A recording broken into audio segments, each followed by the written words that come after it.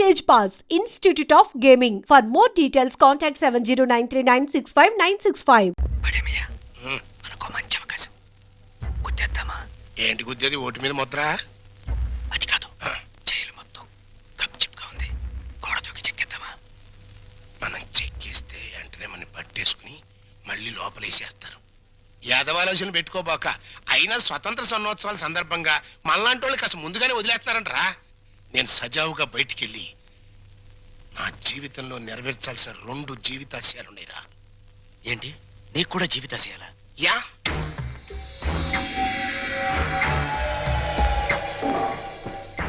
ఒకటి నా బామ్మడిది ఒక దేవుడు, ఆడి ఇల్లు ఒక దేవాలయం, దాన్ని పునాదులతో సహా లేపేయాలి. 2, నా కూతురు ఒక చిన్నారి దేవత, దానికి ఒక స్వర్ణాలయం కట్టించాలి. అరే చోటమియా, పని చేస్తున్నావా? ఏం కనిపించట్లా? వారు నా కోడికలో ముళ్ళ పందిలాగా నీకు ఏకలు నెక్కబరుచుకునే గాని నీ బుర్రలో ఏకంత కూడా గుద్దు లేదురా. తెచ్చి సన్నాసి, మనం ఓ కష్టపడి పని చేయకూడదు, పని చేస్తున్నట్టు యాక్టింగ్ చెయ్యాలి. మన ఇద్దరికి జైల్లోకి రాగానే చెరో చీపిరి ఇచ్చారా? మరి ఇప్పుడు నీ చూడు, నా చూడు, నాది చేతిలో పెట్టినప్పుడు ఎట్టుందో ఇప్పుడు కూడా నా చీపిరి అట్టాగే ఉంది. కాబట్టి దీంట్లో నీతి వాక్యం ఏంటి? చీపిరి అరిగినంత మాత్రంతో శిక్ష తగ్గదు.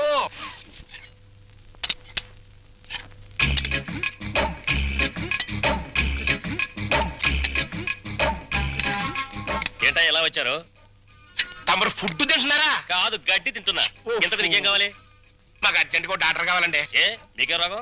ఏం లేదండి. నువ్వు నోర్మోసుకురా, నేను చెప్తున్నా కదా. ఏం లేదండి, వీడి గురించేనండి. పాపం వీడికి 2 రోజుల నుంచి ఇది ప్రాబ్లం అనుకుంటానంటే చేత్తో పొట్ట మీద తెగ కొట్టుకుంటున్నాడండి. అంటే కొట్టుకోక అదేంటండి అది? అదిగో ఆ టైప్ లో బయటకు వస్తున్నాడు. సరే ఎట్టగో బయటకు వస్తుంది కదా, ఇంకా కొడితే కాస్త ఫ్రీ అవుద్దని మేము కూడా సాయం చేసామండి. అదేంటండి అది? పప్పుచారు. అదిగో ఆ టైప్ లో బయటకు వస్తుంది. ఇంకా పోతే నిన్న పొద్దున్న నుంచి కళ్ళుగా ఓ కక్కేసుకుంటున్నాడండి.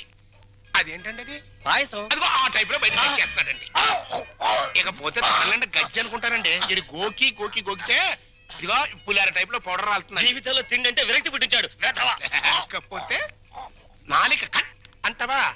ఇక నీ జన్మలో ఫుడ్ జోలికి పోలేవు. That is Paparao. ఇంక బదరా, నువ్వు మా చెడ్డోడి పడేమియా.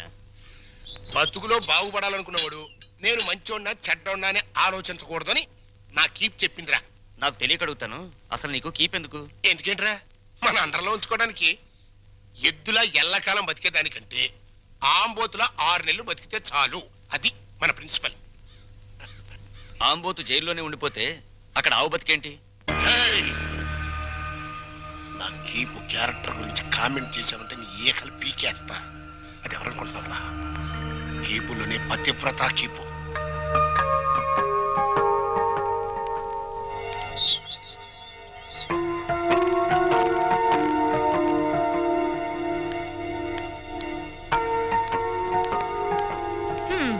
నా కూతురు కుర్రాన్నేసుకుని నీ బస్సు ఎక్కుద్దయ్యా. రేట్ ఎంత అవుద్ది? హెడ్కి 5 రూపాయలు. ఓ నీ హెడ్, నా కూతురు ఆ కుర్రాడే ఎక్కుతారు, మిగతా ప్యాసింజర్లు ఉండరు. ఇప్పుడు రేట్ ఎంత అవుద్ది? సీన్ అర్థమైంది. వాళ్ళు బస్ ప్యాసింజర్లు కాదు, లాడ్జ్ ప్యాసింజర్లు అన్నమాట. రైడింగ్లు కూడా ఉండవు. 3000 అవుద్ది. సరే నీ రేటు నాకు అనవసరం. నా రేటు 5000, ఓకేనా? నమస్తే.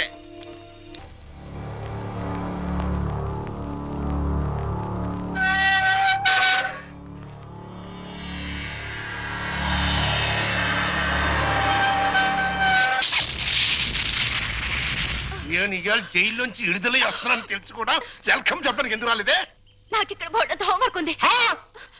నువ్వు హోంవర్క్ చేయటం ఏంటి? ఎగతాళిగా మాట్లాడుకో. ఆ రఘురామయ్య గారింటికి మన కూతురు కోడలుగా పంపడానికి ఇక్కడ నేను ఎన్ని తంటాలు పడుతున్నానో నీకేం తెలుసు? నా గర్భశత్రు ఇంటికి నా కూతుర్ని కోడలుగా పంపిస్తావా?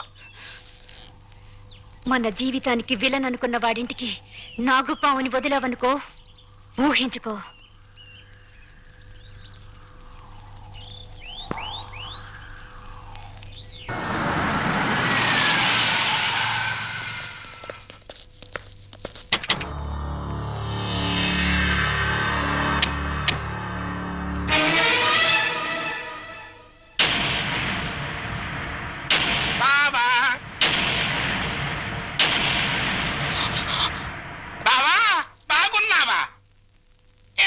పోలే.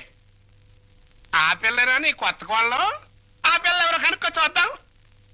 నీ వేలు విడవని మేనకోళ్ళం అంటే నీ సొంత చెల్లెలు సవితికి కూతురు. ఈ నా కీపే నీ కొత్త కోడలికి జన్మభూమి.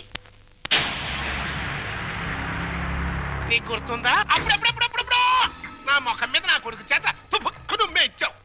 ఇప్పుడు నీకు గుర్తొచ్చి ఉంటుందిలే. ఆ ఉమ్ము అప్పుడే తుడుచుకుంటే పోయింది. కానీ ఇప్పుడు నీ మొహం మీద పడబోయే ఉమ్ము లైఫ్ బాయ్ సబ్బుతో తోవుకున్నా లైఫ్ లాంగ్ సరిగిపోకుండా పర్మనెంట్ గా ఫిక్స్ అయిపోద్ది. అరవకరా నా కొడక. బైక్ లేకుండానే మీ ఫ్యామిలీ అఫేర్ అంతా ఊరంతా తెలిసిపోద్ది. చూడు, ఇయాల నుంచి నా కూతురు జెండా మీ ఇంటి మీద ఎగురుతా ఉంటదన్నమాట. ఎప్పుడు ఎగరటం మానేస్తాం అప్పుడు జెండా ఎత్తేస్తాం. ఈ గవర్నమెంట్ కూలిపోద్ది. బావా, గడ్డిని తగలబెడటానికి పెద్ద దివిటి అక్కర్లా, చిన్న అగ్గి పుల్ల చాలు. ఆ అగ్గి పుల్లే నీ కోడలు నా కూతురు అన్నమాట. ఈ రోజు నుంచి ది ఎండ్ కార్డు పడేంత వరకు నా డైరెక్షన్ లో ఇవ్వబోయే కొత్త ట్విస్ట్ అన్నమాట. వచ్చిన పని అయిపోయింది, ఇంకొస్తా అన్నట్టు డాక్టర్. నా సన్ ఇన్ లాని లాక్రమే ఆశీర్వాదం తీసుకుని కానీ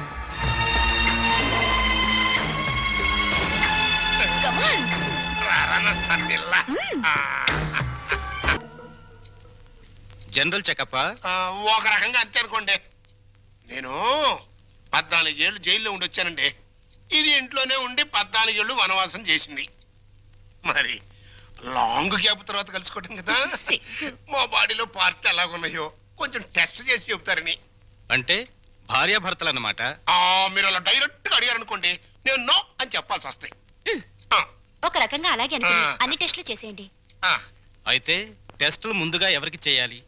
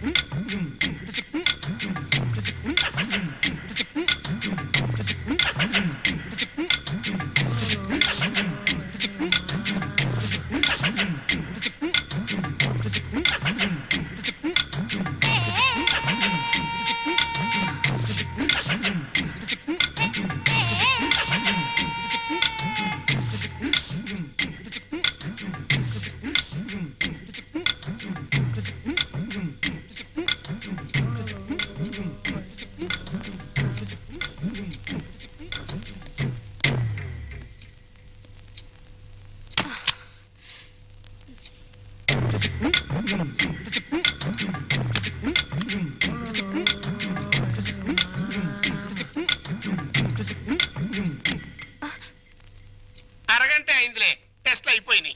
రిపోర్టు రేపు సాయంకాలం 6 గంటలకు ఇస్తాడంట. పద.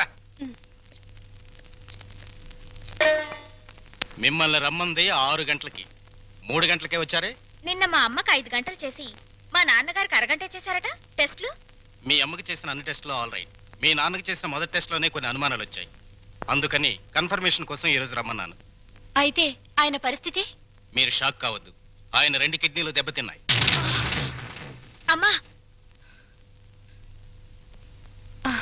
డాక్టర్ నాకు సాయం చేయాలి. ఏంటది? కిడ్నీలు దెబ్బతింది ఆయనకని చెప్పద్దు, నాకని చెప్పండి. ఏంటి, మీ అమ్మకి నా కిడ్నీ దానం చెయ్యాలా? మీ కంటికి నేనేమన్నా కిడ్నీ బ్యాంకులో కనిపెట్టినానా? చూడు తల్లి, కష్టపడి ఎన్నాళ్ళు దానికి పెట్టాల్సినవన్నీ పెట్టేశాను.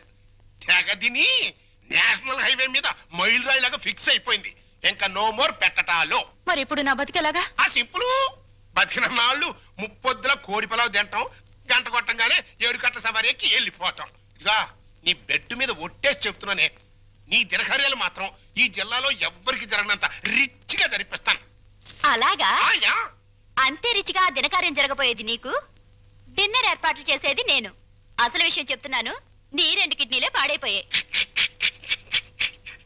ఈ టైంలో ఎలాంటి కుళ్ళు జోకులు వేస్తుంటే డాక్టర్ గారు? జోక్ కాదు, నిజమే. మీ 2 కిడ్నీలే పూర్తిగా పాడైపోయాయి.